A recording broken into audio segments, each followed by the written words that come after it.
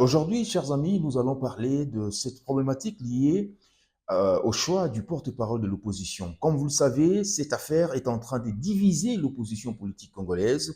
Il se dégage jusqu'à présent deux blocs, c'est-à-dire il y a l'envol de Délice Sanga et Essidé de Martin Fayoulou qui rejette en bloc la main tendue de Moïse Katumbi, Matata Mpogno et Muzito, Adolphe Muzito, qui d'ailleurs tient mordicus à ce qu'il y ait un porte-parole de l'opposition, alors que la loi portant statut de l'opposition est claire.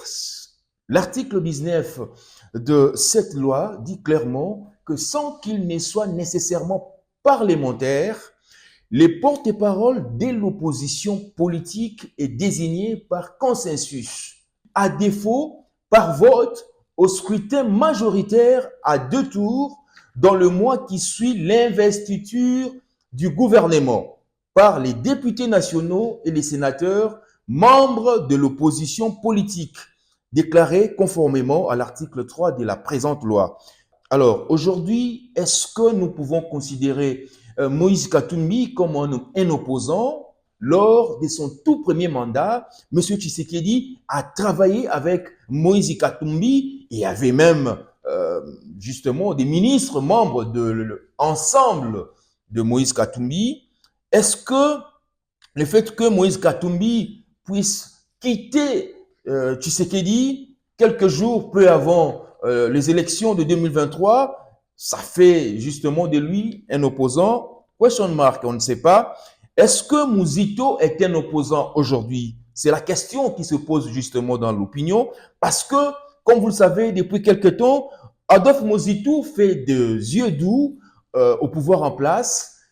Adolphe Muzito soutient d'ailleurs le gouvernement Judith Suminwa. Matata Mpogno est-il opposant ou pas? Là, en tout cas, la question est posée. Mais pourquoi est-ce que Matata Mpogno s'est associé justement à Muzito, Katumbi? Nous sommes l'opposition politique. Nous sommes donc le contre-pouvoir. Parce qu'il existe en face de nous un pouvoir. C'est ça en fait. Et donc la loi portant statut de l'opposition érige le contre-pouvoir en partenaire du pouvoir pour débattre des questions institutionnelles, des questions touchant à la gouvernance du pays, des questions sur lesquelles le pouvoir a une opinion et souvent l'opposition a une autre opinion. Mais nous sommes dans une gouvernance, je suppose, civilisée où les questions touchant à la République, surtout une République qui a autant de défis, la République démocratique du Congo. Bisonyoso torejetaki résultat ya élection autoqualifiaki simulacre ya élection. Totikali jamais kozonga lisusu pour que to reconnaître le résultat wana.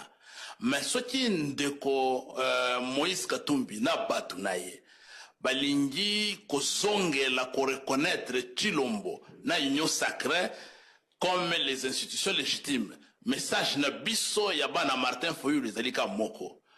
Balamba, balia na union sacrée, biso tokoya te. Dans l'état actuel de ravalement des institutions et d'affaissement moral et politique de la démocratie, le statut institutionnel de l'opposition reste une voie inopérante pour faire entre la voix de la population meurtrie. L'envol s'engage dans la voie de l'opposition démocratique hors institution. Bandeko, likambo to kolobela lelo ezali nini? Ezali que opposition politique ezali divisée. Tozali na quand il y a envol, il y a Délice Sanga. Tozali na Essidé, il y a Martin Fayoulou. Oyo ba boyi to pe ba rejeter likanisi ya bandeko oyo misato Martin Fayoulou, Muzito na Katumbi. Oyo bazali koloba ete esengeli forcément qu'il y ait un porte-parole de l'opposition. Pona nini ndeko Muzito, Matata Mpogno na Katumbi balingi kaka be ndeko Tshisekedi na gouvernement na ye ba pona to pe ba bimisa porte-parole ya opposition? On ezali question bato ba el komituna. Est-ce que ndeko Matata Mpogno oyo a rejetaki ba élection il y a 2023 bien que azali lelo député national, ndeko Muzito oyo azalaki bongo pe moko ya ba candidat député na ba élection oyo ezalaki chaotique ya 2023. Est-ce que lelo akoki komi benga opposant parce que lelo élection wana bandeko mosusu ya opposition ba bwakisaki yango? Est-ce que ndeko Katumbi oyo azali na membre moko ya bureau na kati ya Assemblée nationale akoki komi benga opposant? Nani azali opposant, nani azali opposante, tokoyeba te est-ce que opposition ekufi to pe opposition ezali ko demeurer na kati ya classe politique na biso. Wana ezali mituna oyo bandeko bazali ko mituna parce que likanisi oyo ya koluka porte-parole ya opposition pendant que opposition ezali divisée, ezali likanisi moko ya koluka ko crédibiliser mandat, deuxième mandat ya ndeko Tshisekedi. Parce que biso baso toyebi ete nungu elaki makasi na makambo etali maponomi ya 2023.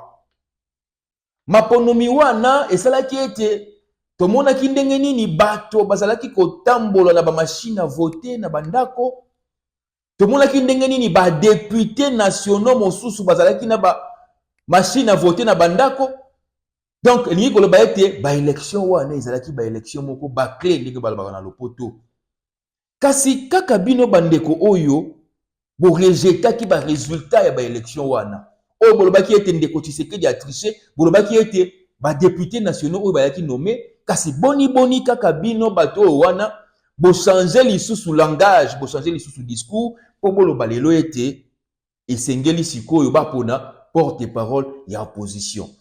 Likanisi yako bimisa porte-parole ya opposition yali mabete. Kasi loi organique tope loi portant statut de l'opposition ekoloba nini?